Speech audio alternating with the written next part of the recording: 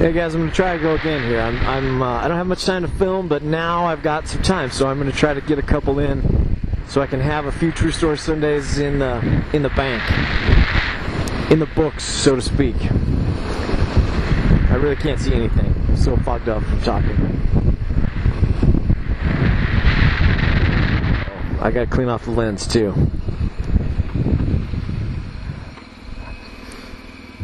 Uh-oh. Neutral. That fog really watered up the lens. I hope that's better. It's a beautiful day. I'm actually dressed a little bit too warm. This is like the first day since Christmas that it's been like over 40 degrees, so I thought, what a lovely day for a ride.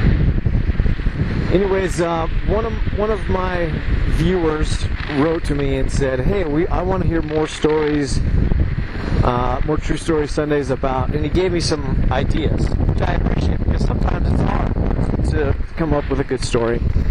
And one of the suggestions that he asked about, one of the suggestions he made was, I want to hear more about what it was like to be a Mormon in the Army. And so this is a story that I always like to think of myself as someone who can't be embarrassed, but this was over the line. I was out of my comfort zone in a big way, and this was day 0 of basic training.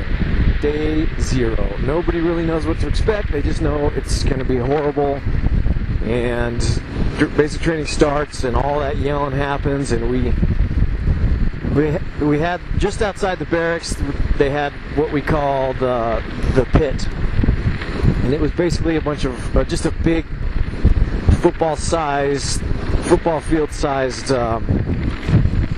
pit filled with tree bark and gravel, and they would make us drag ourselves back and forth through that, low crawl, high crawl, bear crawl, jump on one foot, jump on the other foot, do somersaults all the way across the field,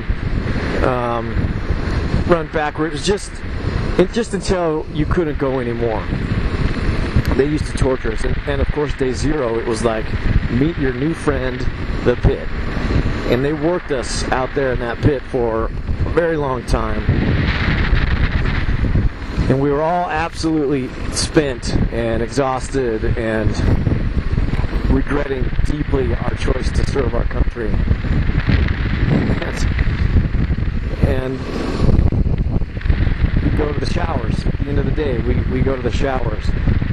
Now this is where it gets awkward for me, because it's not something that I really like to talk about, but it's part of the story, and it happened. So a lot of you might know, especially because Mitt Romney was a Mormon and he just ran for president, that Mormons wear religious clothing.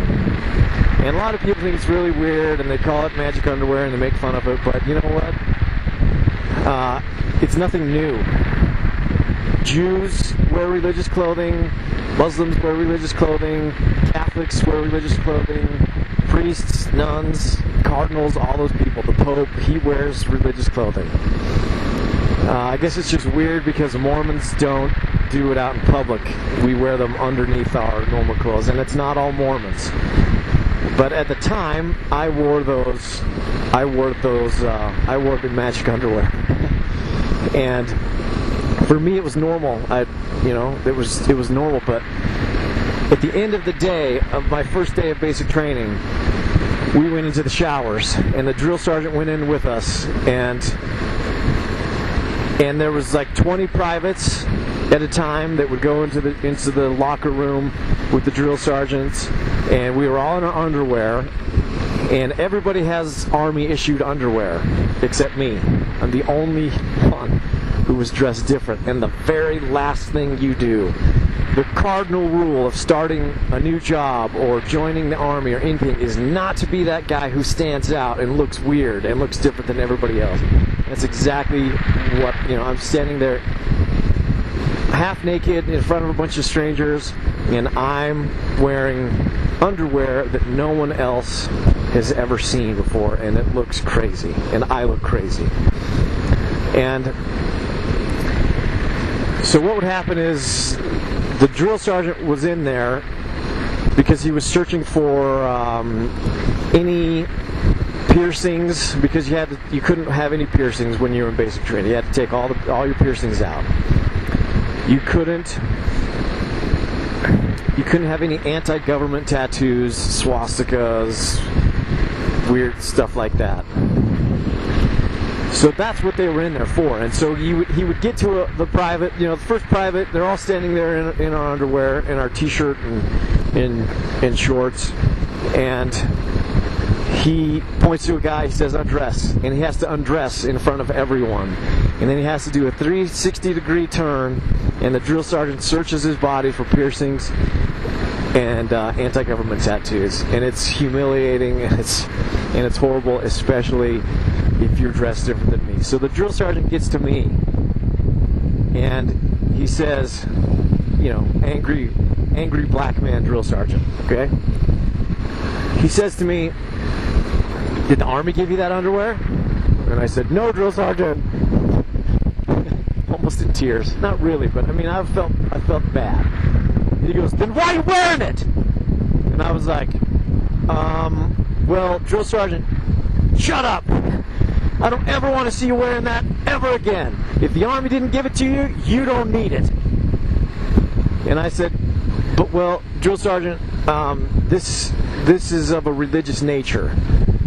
Which pretty much, if it's of a religious nature, it makes it okay in the Army, because the good thing about the Army is it's like a company, but it's one of the most diverse companies ever, because there's all sorts of different people and every type of religion and every type of color, and you all end up just being green and working together to accomplish the mission. Well, almost always. There's people that I don't like, but you know what I mean? It's a very diverse group, and you're all accepting of each other, and religion is one of those things that the Army does not mess with.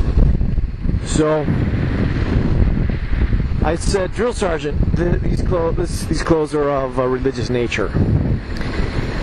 And he goes, "What religion, private?" And I said, "The Church of Jesus Christ of Latter-day Saints, the Mormons." This is ice, man. This is not going to end well for me. Turn around. Sorry. No adventure today. That's pure ice. Oh, snap. Please don't fall down. Please don't fall down. So he says, "What religion, private?" And I say, "The Church of Jesus Christ of Latter-day Saints, the Mormons." And he goes, "So you're telling me, out of all the other Mormons I've ever had up here in some basic training, you're the first Mormon that's ever dressed like that?" And I said, "Well, drill sergeant, it's possible, and it's kind of difficult to explain, and I kind of don't feel like that this is the right time or place to explain it." "Shut up, private. I'm going to talk to the chaplain about you. If he says it's okay, you can wear them." And then he told me to get naked, and then I did my 360, or maybe I did that first, I don't know. And then I jumped in the shower. And I never heard from the drill sergeant again. So obviously the chaplain straightened him out, and I heard from him again, but not about the clothes, my religious clothing. So anyways, that was a pretty horrible experience, but that opened me up to a can of worms and a spotlight that I hadn't wanted, because everybody soon found out that I was a Mormon and was asking questions about it, and why did I wear clothes like that, and what do they mean, and it's one reason that the Mormons don't wear our religious clothing on the outside is because it's our business.